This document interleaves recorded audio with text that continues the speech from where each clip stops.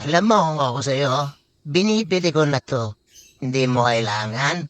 Huwag mo isipin na hindi mo kailangan. Kailangan mo yan, kakailanganin mo yan. Sa kailan ka bibili? Kapag kailangan mo na, di-deliver pa yon 3 days. Di ang tagal. Darating, hindi mo na kailangan.